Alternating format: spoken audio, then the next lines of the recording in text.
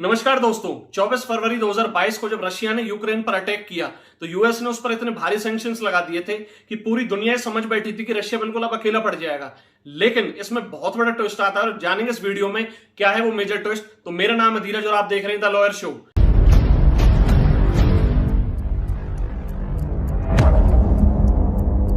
हाँ तो दोस्तों, जियो पॉलिटिक्स किस हिसाब से कन्वर्ट होती है अब देखो। अफ्रीकी कॉन्टिनेंट जो कि बहुत बड़ा एक रीजन है अपने आप में ही, उसका एक देश है युगांडा। युगांडा में एक तानाशाह होते थे पहले, ईदी अमीन। हाँ, आप लोग ये सोच रहे होंगे कि युगांडा रशिया का क्या कनेक्शन है। इससे पहले हम लोग ये जानते हैं कि जब 1971 में इंडिया पर पाकिस्तान अटैक करने वाला था, उस टाइम यूएसएसआर ने पूरी दुनिया को वार्निंग दे दी थी कि अगर इंडिया पर किसी ने भी अटैक किया तो वो अटैक यूएसएसआर पे माना जाएगा। सेम इसी तरह युगांडा ने रशिया के लिए एक बहुत बड़ी स्टेटमेंट दी है कि अगर व्लादिमीर पुतिन या फिर रशिया पर न्यूक्लियर अटैक होता है तो युगांडा पर वो अटैक माना जाएगा और पूरे अफ्रीकी कॉन्टिनेंट पर वो अटैक माना जाएगा। अब युगांडा अफ्रीका का एक छोटा सा देश है, लेकिन क्या ये अफ्रीका के लिए इतना ज्यादा महत्वपूर्ण है या फिर अफ्रीकी कॉन्टिनेंट की तरफ से ये जॉइंट स्टेटमेंट दी गई है रशिया के लिए? आइए जानते हैं। अगर रशिया की सोवरेनिटी पर कोई खतरा आता है, यानी कि अगर उस पर कोई न्यूक्लियर अटैक करता है, तो वो अटैक युगांडा या फिर अफ्रीकी कॉन्टिनेंट पर माना जाएगा। अब युगांडा रशिया के लिए इतना ज्यादा इंपॉर्टेंट क्यों है, क्योंकि और क्यों अफ्रीका कॉन्टिनेंट रशिया के लिए इंपॉर्टेंट है, अब देखते हैं इसको।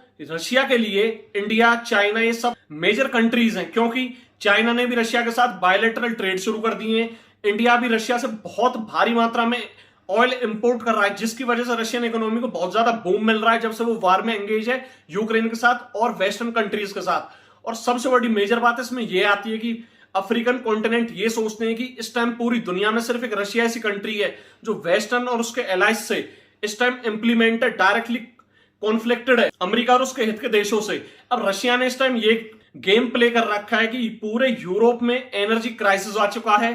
पूरे यूरोप में गैस के प्राइसेस ऑल टाइम हाई हैं, ऑलमोस्ट 4 टाइम्स हाई चल रहे हैं अपने पिछले साल के हिसाब से, जिसकी वजह से यूरोप में एनर्जी क्राइसिस, इकोनॉमिक क्राइसिस भी आ चुकी है। यूरोप की यूरो और ब्रिटेन की जो ब्रिटेन पाउंड है वो डॉलर के मुकाबले बहुत ज्यादा गिर चुकी है, और जिसकी वजह से वहां की इंडस्ट्रियां, वहां पर जॉब की क्राइसिस शुरू हो चुकी है।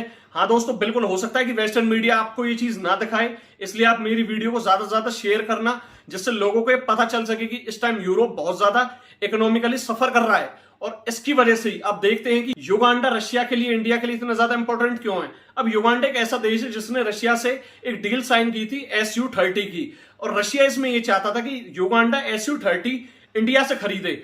हाँ, इसमें इंडिया का भी बहुत ज्यादा फायदा था, क्योंकि अगर युगांडा SU-30 खरीदता है तो वो डायरेक्टली इंडिया से खरीदेगा, जिसकी वजह से रेवेन्यू और टेक्नोलॉजी जो भी एक्सपोर्ट होगी वो सब इंडिया से होगी, और हमारा रेवेन्यू भी बढ़ेगा और हमारे एक तरीके से डिफेंस सेक्टर में हमारा नाम भी बढ़ेगा। अब ये सारा जो भी घटनाक्रम हुआ है पूरी दुनिया के लिए शॉकिंग है। और हाँ, जियो पॉलिटिक्स में एक बहुत बड़ी कन्वर्जन है, क्योंकि जब यूएसए ने रशिया पर सैंक्शंस लगाए थे वो समझ बैठा था कि कोई भी यूएस के आगे नहीं आएगा और उसके सैंक्शंस के खिलाफ नहीं जाएगा, लेकिन यूएस बिल्कुल गलत साबित हुआ है। और यहां तक कि यूएस में पिछले 40 सालों की सबसे ज्यादा इन्फ्लेशन, उसमें उसके लोग सफर कर रहे हैं। तो दोस्तों, ये थी मेरी वीडियो। अगर आपको वीडियो अच्छी लगी तो प्लीज लाइक करें, चैनल को सब्सक्राइब करें और वीडियो पर कमेंट में जाकर बताएं कि अफ्रीका कॉन्टिनेंट ये सही स्टेप ले रहा है या नहीं ले रहा।